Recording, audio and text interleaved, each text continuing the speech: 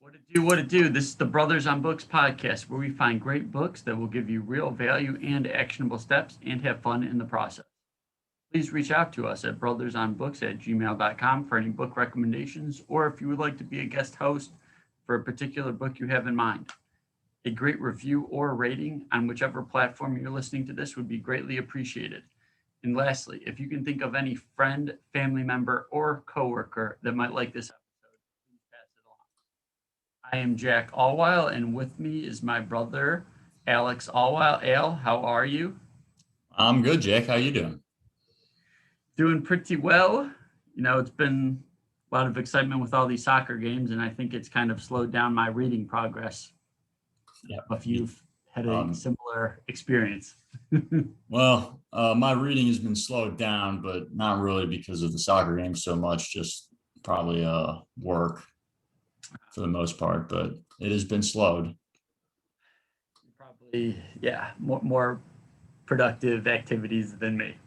Well, I don't know. I mean, I guess if you just think reading things that I don't really care about for work is productive, then I guess I've been productive. Okay. Well, that being said, today we have a very, very large book for you to talk about. It's called Guns, Germs, and Steel by Jared Diamond. Al, you want to give us just some quick bullet points on Mr. Jared Diamond? Yeah, so he was born in 1937 in Massachusetts. He is the son of Ashkenazi Jewish immigrants. He originally took an interest in ornithology, which is, I guess, the study of birds. It sounded like he attended Harvard undergrad, and then he got a PhD in physiology from the Trinity College in Cambridge. And he is, however, most known for his literature works, and his popular works include The Third Chimpanzee, this book, Guns, Germs, and Steel, which is probably his most famous.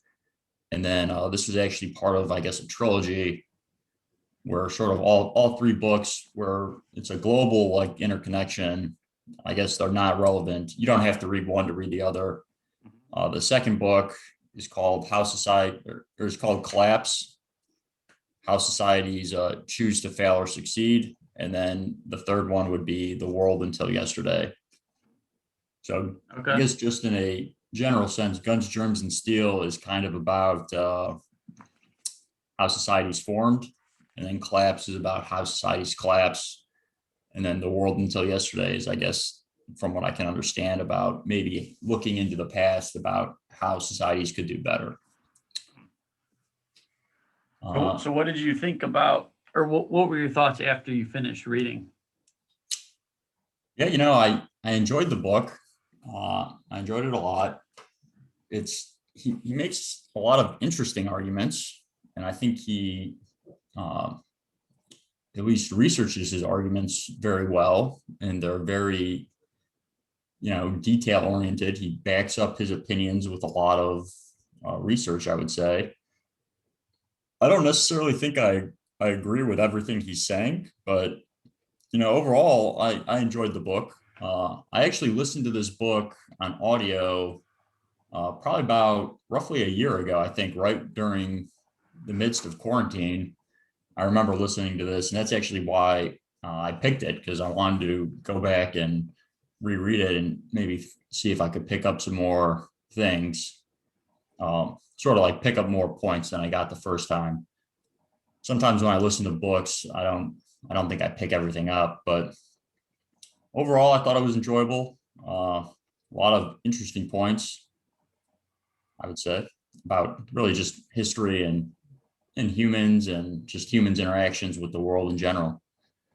I guess, what were your thoughts? So wait, when was this book written? Because it did remind me of Sapiens somewhat. Yeah, it's actually, that's listed as an analogous book. This was written in the late 90s. And do you know when Sapiens, did Sapiens came after this? It would have been after this, yeah. Yeah, so maybe Yuval Noah Harari read this book and took some of his stuff from there, because I saw a lot of similarities. Right, there's a lot of similarities to that.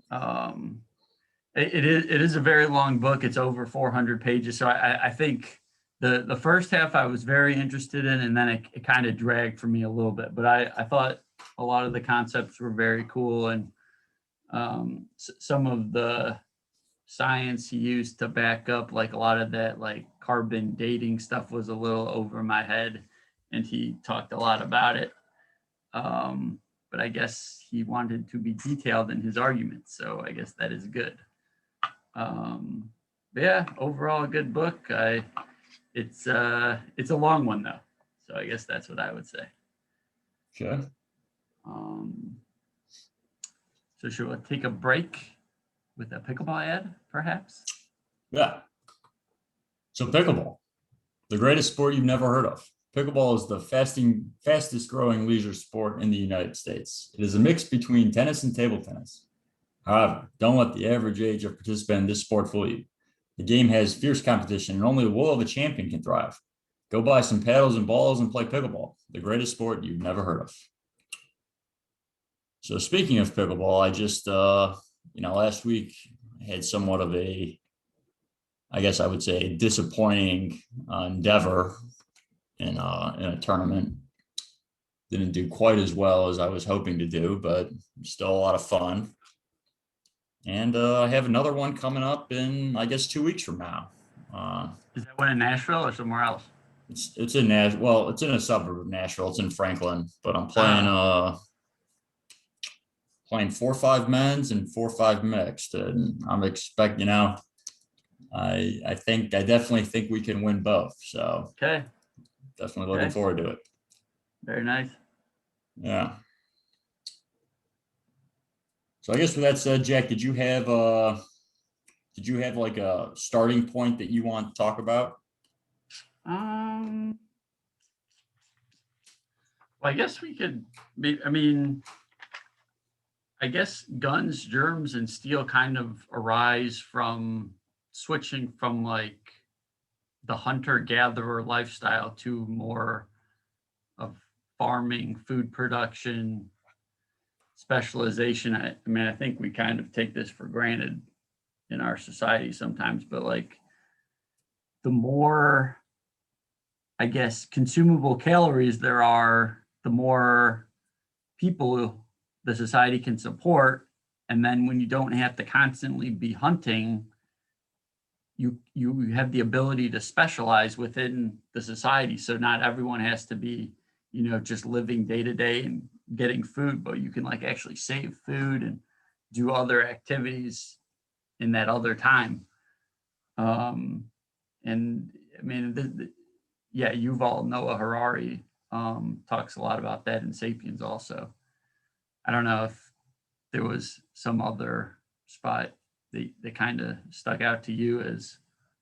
Yeah, I guess that basic sort of, and I guess we haven't gotten into this, but the overarching, I guess, thesis of his book is that you go from hunter-gatherer, where the amount of people you can support in a hunter-gatherer lifestyle is limited, and you go into an agricultural-based society that leads to a surplus of food, which leads to an increase in people. And then, you can specialize into different types of labors. And once you're having that, you then have some type of organization, and that kind of leads into ruling classes and eventually like nation states. So I guess go ahead.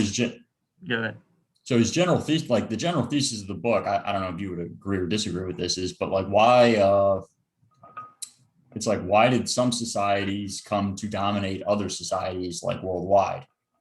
So it's like he's sort of like looking at Europe, and it's like, well, why did Europe sort of dominate the world? Right? Would you agree with that? Yeah. Well, like, and I think he uses like the phrase cargo. So like, why do some people end up with more cargo than others? And he kind of tries to analyze. So like, actually, I think the first thing that he opens up the book talking about living with these natives in, I think, New Guinea, right? Mm-hmm. Yeah, he also, it sounds like he really traveled a lot. Yeah. To be able to, yeah, because he spent like years in some of these places, it sounded like. So he opens up by making the argument that he thinks the native New Guineans are actually more intelligent than Europeans. And then he sort of by proxy goes off of, well, by his own account, he thinks these people are more intelligent. So why is it that Europeans have come to dominate the world when he feels that these New Guineans or these tribes people on average are more intelligent? Mm-hmm. And I guess his argument for why he believes that is that, and actually this is one of the things I don't necessarily agree with, but he was arguing that the selective pressures on those societies would be for intelligence. So you were way more independent, not as much technology. So you had to think way more on your own and be an independent thinker to be able to survive. Versus in European societies where a lot of the pressures are somewhat genetic, like being exposed to disease and just factors that you can't really control. So you would have more of an average. He also says that in those New Guinean tribes, the largest incidence of death was actually murder. So I don't really know if I agree with his logic that the selective pressure would be on intelligence. I would say maybe almost more aggression, but it is what it is. That kind of stemmed from the fact these hunter gatherers, there's not like a formal like legal system, right? There's no like pushback or punishment for, killing or wrongdoing. Right. Yeah. I think they were talking a lot about like so if one man, was jealous of another man and wanted his wife or whatever, or his woman, he could just go kill him. And then it was a common story for, a woman to have been kind of like with many men, but they're just constantly being killed because of retaliation. And that was kind of a common story, it sounded like. Yeah. So I guess all this to say that his basic thesis is what factors allowed Europeans to sort of dominate the world, when the original notion was that Europeans were just more intelligent or more inventive, but he disregards this. So he disregards a genetic or like a racial superiority. And then he wants to look at what factors made Europe the dominant world power for expansion. Mm-hmm. And it comes back to guns, germs, and steel, essentially, right? And how did those factors arise? Mm-hmm. So and then going one step further, I mean, he kind of, the food production kind of allowed all that to happen. Right. Actually, it was kind of interesting. One of the things he started going into was like, how did we actually domesticate like cows or pigs? And like, why didn't we domesticate like gazelles or zebras? That was kind of something I had never thought about. But apparently some animals are just not good at being like domesticated.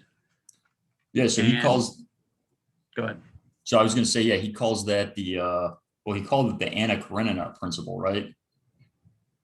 So things are, if something is domesticated, like by his logic, if something is domesticated, either a plant or an animal, it has like a couple key tenets. But if something isn't domesticated, then it could be any variety of thing didn't work. So for animals, I think it also, the key that he had is that large land animals, right? Mm-hmm. Yeah. So he talks a lot about one of the huge advantages, I guess, the Spanish had over the Incans is that they had horses. Mm-hmm. So like Incans would have had llamas, but like why were horses better than llamas? And why were they able to domesticate horses? And the reasons he gives for being domesticated as a large animal was that the animal had to be docile, gregarious, so like somewhat friendly. It had to be willing to breed as like in captivity. And I think in that regard, I think he talked about maybe cheetahs or leopards, where they had like some animals have very in-depth like mating rituals. And if you just put them in captivity, they won't mate because they can't complete their rituals. Ah, And then you needed to have a social dominance hierarchy. So like you had to have you had to view one animal being more dominant than another, where just at the end line, uh, your master, like sort of the master, so like the human that is domesticating would be viewed as the dominant figure. So like that sort of he goes into like dogs and by yep. proxy wolves, but Hmm. wolves would have probably not been, I guess, gregarious enough or docile. But dogs, I guess, are. But everyone always talks about like alpha wolves. So like there's always an alpha of the pack, and I guess you would then just view the human as the lead alpha. Yeah, kind of takes that role. He also It then was kind of goes, interesting when he talked about. I heard they actually tried to domesticate gazelles, and it sounds like when they get put in like cages and stuff, they just start ramming their head into the walls, and like killing themselves. Kind of like almost makes them more like human like. It's like they that's feel like interesting. they're a prisoner, kind of. I thought that was kind of. Yeah, I mean the other But one. yeah. No, sorry, go ahead. I think he was just calling it like in the book. I think he referred to it as like a tendency to panic. Like Okay, you don't want animals like that. right, yeah, you need them docile. Yeah. The other one that stuck out to me was kind of like your lifespan. Like, so I think he talked about elephants, and like elephants were used as like elephants, I think, were used in war in India. But he's like, those are not domesticated, they're tamed, right? And there's a difference between taming animals versus domesticating them. And he makes that distinction. And it had to do with elephants' lifespans. It took them too long to grow. Like it took baby elephants too long to reach maturity. So all elephants that you see in captivity are tamed and not bred. Interesting. And then, I mean, yeah, so he sort of goes on to what large, and then the advantages of having like large animals available for domestication over short animals. And I think what he considers the five major large animals were sheep, goats, cattle, horses, and donkeys. Mhm. And all five of those, I believe, were either located in Europe or Asia. And then I think it was horses and donkeys that were originally in Asia, but were very quickly transported into Europe via trade routes that were set up with Asia. Hmm. And then sort of the advantages associated with that. So like when you had the pack animals, you were able to till, like you were able to farm easier because you were able to till harder land, and you were able to use these animals for doing like sort of grueling work that would be very difficult for a human to do. And that sort of actually then even ties into some other inventions he talks about. Like, so he talks about the wheel. And, a common criticism I've actually heard of Native Americans, like Native Americans to America, is that Native Americans here never invented the wheel. And like that supposedly makes them, I guess, inferior. But he sort of points out that Native Americans here would have had no purpose for a wheel because they had no large domesticatable animals that they could carry things on. So if you don't have anything to pull a cart, right, to carry more cargo, there's no point in having a wheel. Mhm.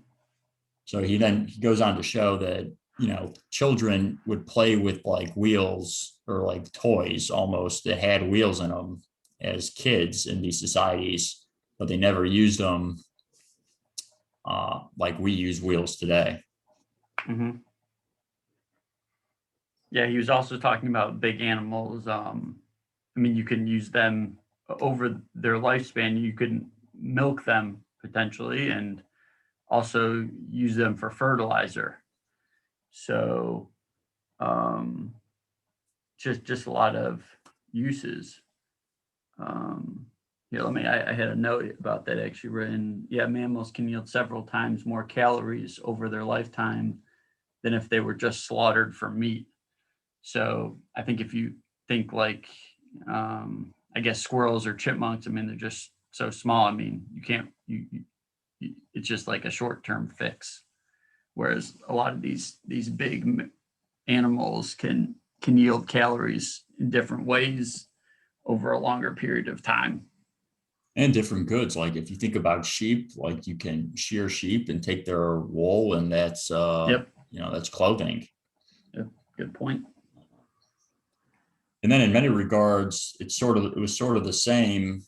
He makes sort of a very similar argument to plants, like plant agriculture, which is really what I think starts all this off, right? Is the initial thought to go from hunter gathering to agriculture, where you're planting crops, and Mhm.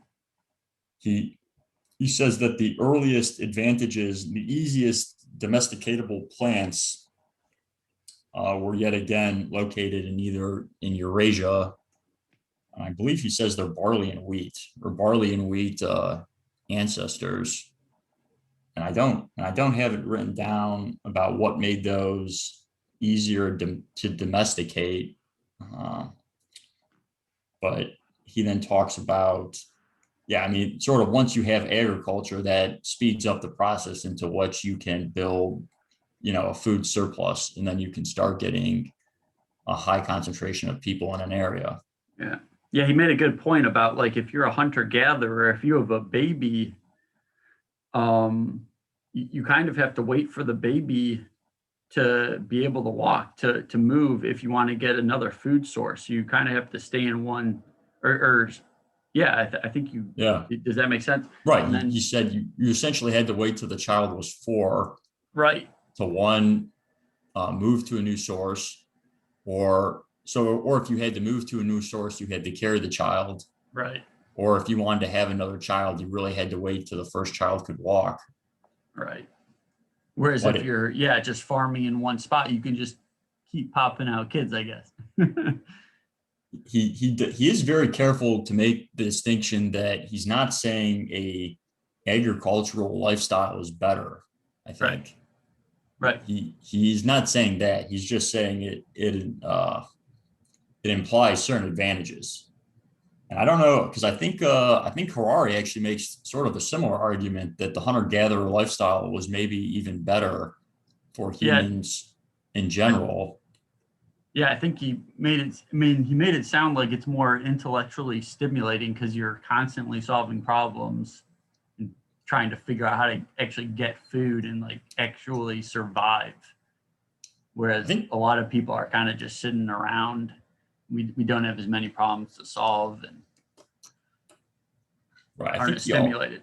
I think he actually also said that you end up having more time for social endeavors as a hunter gatherer than as a farmer, because it's like more, I think it's like more high stress situations, but after those are done, it's a lot of leisure Mhm. versus just a lot of kind of constant minimal stress as a farmer, Uh-huh.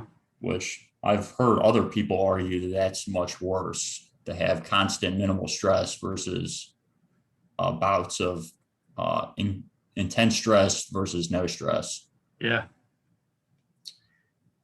Yeah. That's an interesting, yeah.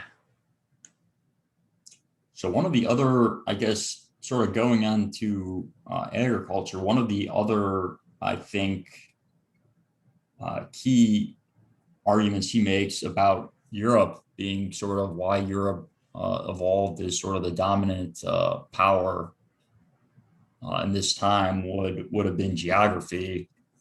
And he makes this argument for like an east-west axis over a north-south axis. I thought this was actually very interesting because like a lot of times if you look on a map, like you might think like, Japan and Korea or Japan and Australia, oh yeah, they're just like over there and they're in close proximity. But north south, the climate changes so much, whereas east west, the climate's pretty similar. And I mean, Portugal and Iran might have more similar agriculture than like Portugal and England. Right. Absolutely. Yeah. Yeah. So, and he makes definitely an interesting thought. Right. So the arguments about being able to sort of expand out these, I think it really starts with like the plants, right? Yeah. So being able to migrate east or west with these now domesticated plants and starting new societies there where you're in the same general climate and they'll rapidly start being able to grow.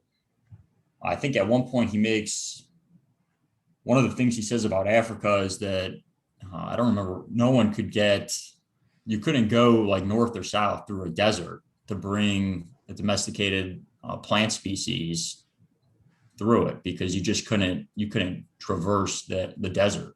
Mm-hmm. And he sort of makes the same argument about going from the Americas down into South America, like North America into South America. Like you couldn't, any plants you had up in North America, you couldn't take into South America and vice versa. Yeah. So he lists that as a huge advantage as well. Yeah. Kind of makes you like wonder, like, how does like a country like Chile exist that has a very long north-south axis? I mean, like Russia, it kind of makes sense because it's so vast east to west, but like some places like Chile, it must have so much different vegetation. Yeah, right. It's even if you think about in America, we have a lot of different vegetation, right? Like think about the vegetation we had growing up versus where you live now. It's not really the same, right? Right. This is true. Yeah, so I guess that sort of brings us into the probably one of the I thought the more interesting topics was the germs. So I guess going into it, his first question is, the Spanish came to really Central and South America, and really, I think he sort of, in some regards, I mean, obviously disease had a huge part of it, but when he's talking about, I don't remember if it was what conquistador fought the Incans? Was it Bizarro? I do not remember. Was that? Let's see here. That's when they captured the city Atahualpa. Is that? I don't know if I'm saying that right. I'm not sure. Yeah, I'm fairly confident it was Bizarro, but like, he's sort of down like, with a dearth of men. Like I think he had like 1,000 men. He essentially stormed, like he captured the king and then ransomed the king and then took the ransom and killed the king and then like killed the general.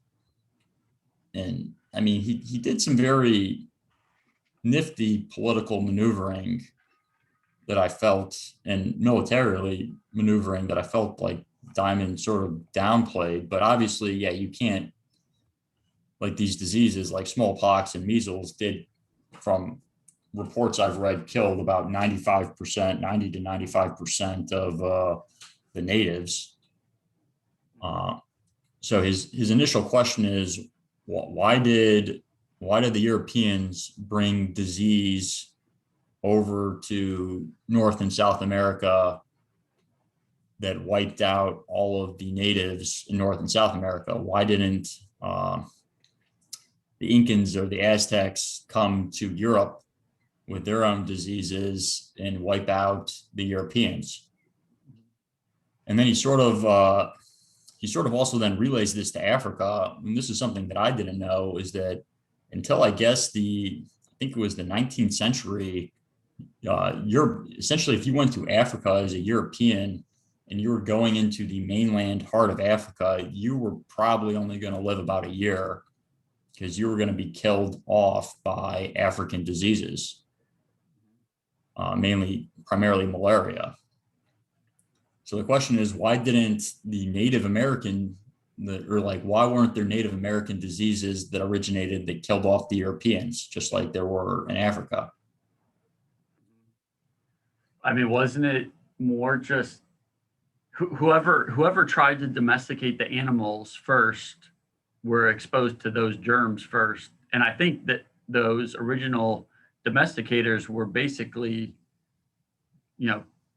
toppled. I think they set up like 99% of the people that tried to domesticate the animals first died, right? So, something like Yeah. that. Oh, And then absolutely right. yeah. So that it's kind of, is that what you were getting at? That's I don't quite remember. that exactly that this is what part. I'm getting at. He's Okay. saying that essentially what I mean, I guess what I would say led to the eventual sort of domination, at least European domination of North and South America, would have been their sort of like their germ advantage Mhm. and the subsequent like immunity that Europeans had from these germs. I definitely remember. I don't remember which conquistador it was, but I remember hearing that they were flinging measles infected like Blankets, right? blankets Yeah. either into the Aztecs or the Incans, and that was just like killing everyone. But yeah, I mean it's pretty common, and depending on who you believe, like we just essentially lived through it, where you have a disease jump from when you have animals in close proximity to humans, you can have diseases jump from animal to human through mutation. And he makes an argument, when you have a larger population, you then get animal domestication. And when you have this close proximity of uh, human to animal interaction, you're going to have this type of disease mutation. And then over time, that eventually leads to immunity to the humans that live in those environments. So, I wonder if it ever went the other way, where like we as a human race like toppled animals because they were not used to our germs or something. I mean, you would have to imagine that's true, right? Yeah, maybe.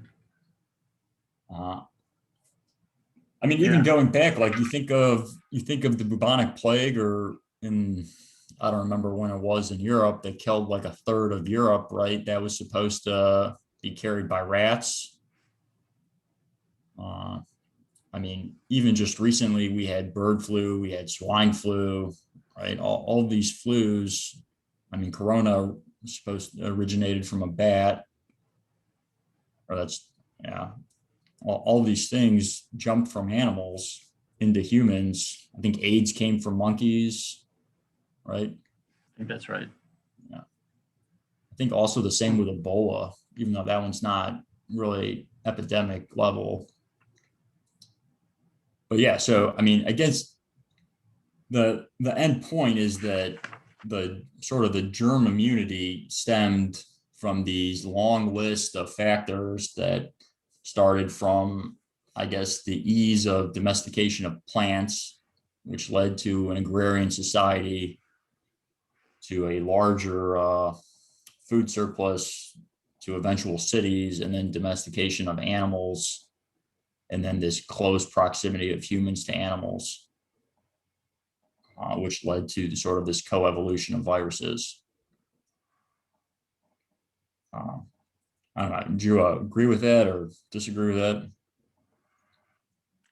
You mean do I agree with whoever domesticated first kind of had an advantage? Yeah. Or, yeah, I Or I mean, guess just sort of what I just said. Yeah. yeah, I said, yeah, I mean, it seemed to make sense when I read it, but yeah, I guess I didn't, yeah, I don't really know.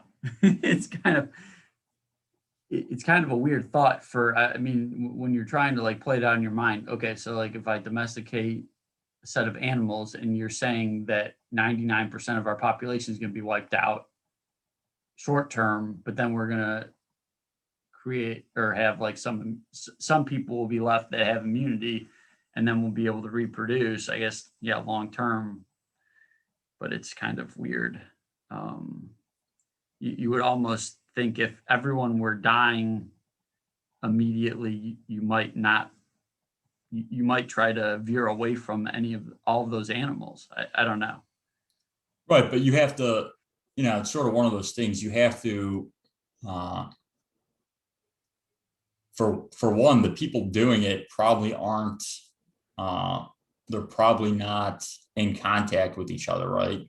So you would have, so he actually makes this point when he talks about the conquistadors like taking over the Aztecs, and then Hmm. a different set of conquistadors taking over the Incans. Hmm. I think I got that timeline right, but like they're only, he was saying they're only like 500 or 600 miles apart, but the Incans had no idea who the conquistadors were, even though they had just wiped out, for the most part, all of Central America. But had they been in contact, like if had there been trade routes, like there were trade routes through Europe and Asia, they would have known to be wary of the Spanish. Uh-huh. So sort of like that, if you have some group that's trying to domesticate animals in some part of the world, and they just by proxy start dying of disease, you one would have to realize why the people are dying, which That's true. would Yeah, probably that's not be true. very Evident. Yeah. apparent. And two, even if they realized it, they would then have to travel around and tell other people trying to domesticate animals not to do it for these Mhm. reasons. Hmm. Uh, so, like, even just thinking, I mean, if you just sort of think on the Spanish flu, right, influenza, when that happened about 100 years ago, it was incredibly lethal, right? Hmm.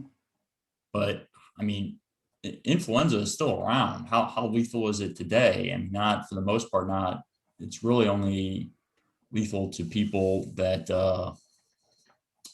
really have immune disorders, are very elderly or very young. And why is that? And I guess I would say it's because the people that survived the original influenza had some type of genetic sort of genetic defenses that they've passed on. Hmm. So it's like Hmm. anything. Like as you evolve as a society, we as humans put pressure on viruses, but viruses equally put pressure on humans. Uh, at least, I Hmm. mean, before the advent of vaccines, uh, Yeah. Hmm.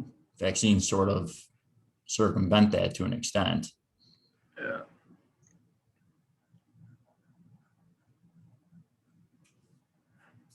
Yeah. What did you think of? I'm just looking ahead now, shifting gears a little bit. Um, how about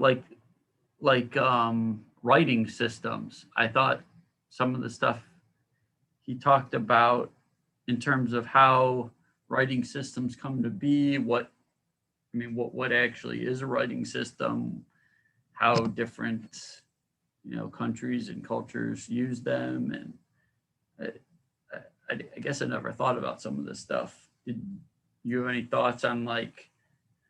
I mean, I didn't even know, but like some. I mean, I guess I had heard this, but like Japanese and Chinese, some of their symbols are like whole words.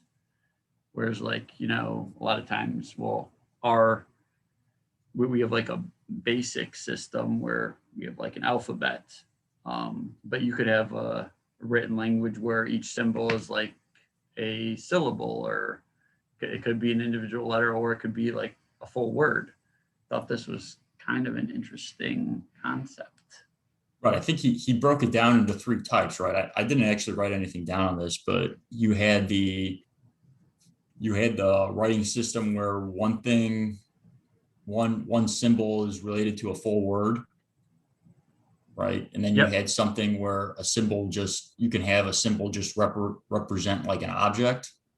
Mm-hmm. He said, I think he just gave, like, for an example, like a dollar sign. Yep. And then it could be either like a syllables or vowels, right? Mm-hmm. And I think in today, at least English, he said we're kind of a combination of uh, the syllables and the symbols, right? Because we use symbols in our writing, but we're also using syllables for the most part. I mean, I actually Then, thought this was like I think probably my biggest takeaway of the whole book was this idea of like, you can either just strictly copy someone else's idea, or it's kind of like this, I think he called it like idea diffusion, where you kind of see the end result. Like you might look at a sheet of paper and look at all these symbols, and someone might tell you like, yeah, this is what we use to kind of illustrate what we're saying with words, and we write this down on paper to symbolize what we're saying. And I think he said something about like the Cherokee Indians kind of, they didn't have like a writing system, but I think there might have just been one guy who kind of said, yeah, or he was. or saw like someone else's writing system and kind of just took different symbols, like he took like the number 4 because he saw it written down, but what he used that for was way different than what we use it for, but he could see the end result, and then he kind of like used symbols to incorporate to their language. I thought this was, I actually thought that was my biggest takeaway of the whole book. I mean, it, it could be applied to anything. Like if you saw someone at some end result, you could see that it's possible, and then you could kind of like just work towards it using similar structures. But or you could just copy an alphabet and then use it for, and I think he was saying that's kind of why some languages it didn't really fit all that well, because some languages have different sounds that aren't really in a certain alphabet, so they kind of had to. And then I think you see like the Slavics put like little dashes and arrows over certain letters to symbolize different sounds than what they were originally working with. Yeah, I think he actually makes that exact point that did the talking, yeah, with the writing, like with the writing symbols, he sort of extrapolates it back to, did the Russians make an atomic bomb because they figured it out, or did they know that it was possible because we Right. made one? Yeah. Uh, So did they just strictly steal the blueprint, or did they kind of reverse engineer it after they saw that it was possible?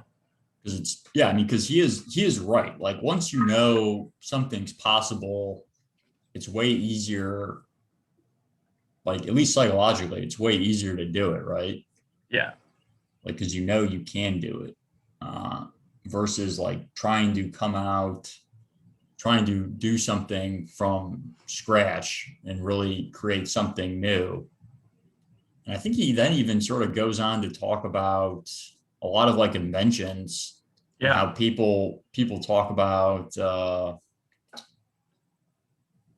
who is the steam engine guy? I think it was Thomas. Was it Thomas Watt? I'm blanking, but I know he talked about Edison a lot, because he was talking about like, you know, necessity. Well, he was trying to debunk the assertion that, you know, necessity is the mother of invention. And he said it was quite often the opposite. opposite, right? That people invent stuff and then they figure out a use for it.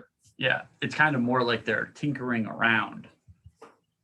And then, because Yeah, and then they come to some conclusion, and then they find a use for it. yeah, Actually, Taleb talks about that a lot. How people like the best thing to do is just to tinker around, sort of aimlessly tinker, and then you come to some type of end conclusion, and then you can use whatever you've figured out. yeah. Um, I'm a big fan of tinkering, I'd say. Yeah. I think it's very worthwhile. Whether you're building a cordwood sauna in the back of your yard or a calisthenics park or a grill or a grill, yeah. or a mailbox. Yeah. So, got anything? Any other big takeaways? No, yeah. I mean, I thought honestly, probably not. I mean, I thought he had some very interesting points that just like worthless factoids. Like I remember him talking about, I think it was lima beans, or peas in a pod, and like how in nature, the peas would want the pods to explode to spread out their peas, which are their seeds, so they could have more seeds be grown. They could be incorporated and grown to plants. But how the only ones that are domesticated are the mutants where the peas don't burst and the peas stay in the pod. And I really thought that was an interesting point, because he then goes on to talk about like other plants where these single mutations become sort of like the dominant fixture in human society, because they have what we want, like as a whole, and then we domesticate them.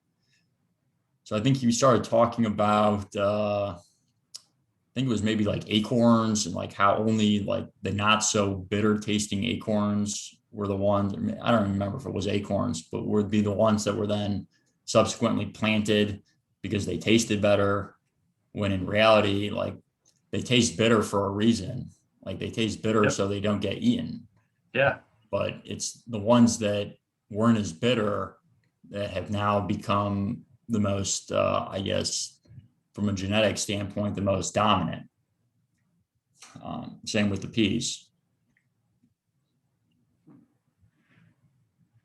Yeah, because you're saying with fruit too, like yeah, like you need the animals to eat them, but you don't want them to eat the pits. Right. Yeah. Kind of.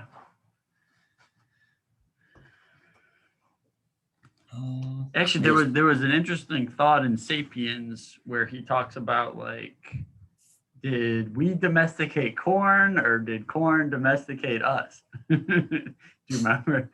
Like because corn basically, he was kind of trying to say like corn has used humans to expand corn's reach because it's so widely used now. That was kind of an interesting trippy thought experiment. Yeah, I mean, that's true. Because like, yeah, he was trying to say like corn reproduces, more than we do and gets spread out, and I don't know. I think he was the one that also made, or Harari made the point that like a lot of times, I would say for non-humans, people think about just spreading out your genes means you're successful.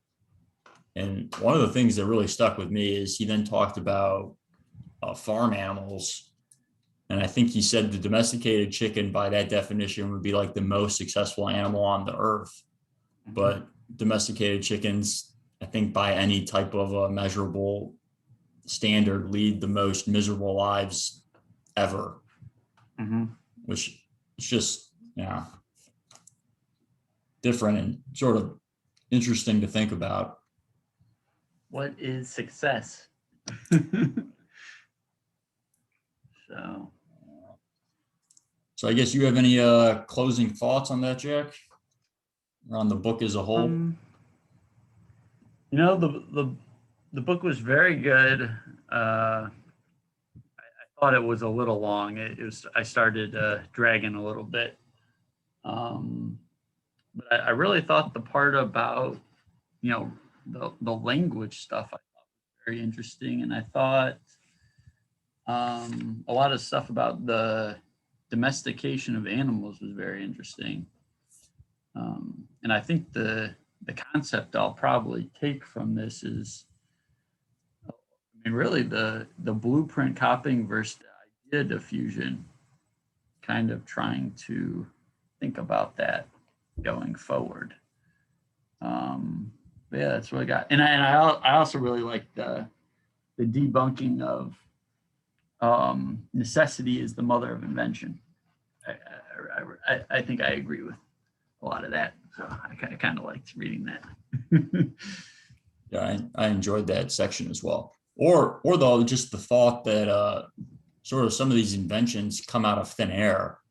It's like people, they're just exceptional people that come around and like create these things. And it's like really everyone is essentially standing on the shoulders of the people that came before them and just sort of expanding. Right. Because I don't remember whoever made the steam engine. I think it was Thomas Watt, but he was like, people just credit Thomas Watt with making the steam engine, but in reality, he was working off a blueprint from someone like 50 years before that just didn't have a good system. Yeah, I think they said like the chamber that was needed was like huge. Yeah, it was like the Like, size of a horse or something. yeah. Yeah, I vaguely remember that. Yeah. It's It's like, interesting. yeah, I mean, it doesn't. He's not like not trying to downplay what he did. It's just like he didn't come to this idea like through a eureka moment and then just Right. say, oh, I can do this. Like he was working off someone else that was working off someone else, and it Mhm. went back like even that went back like a couple hundred years. Yeah. Yeah. So, are we ready to start closing it down? Oh yeah, I think so. Okay. So, with that said, please reach out to us at brothersonbooks@gmail.com for any book recommendations, or if you would like to be a guest host for a particular book you have in mind, a great review or rating on whichever platform you're listening to this would be greatly appreciated. And lastly, if you can think of any friend, family member, or coworker that might like this episode, please pass it along. So, next week we have or I guess in 2 weeks we will have an interesting discussion because we have the author actually participating, and that will be Chris Naugle, who wrote the book along with one of his buddies, Mapping Out the Millionaire Mystery: Steps into the Secrets of the Wealthy. That'll be an interesting discussion, I think. Should be an interesting one. I'm looking forward to it. Yeah, definitely jack of all trades, I suppose. Former snowboarder. Yeah, he's a real Um, interesting. I've heard him talk a couple times now. He's always an interesting guy. yeah. Well, signing off. Talk to you next time. All right, love Jack.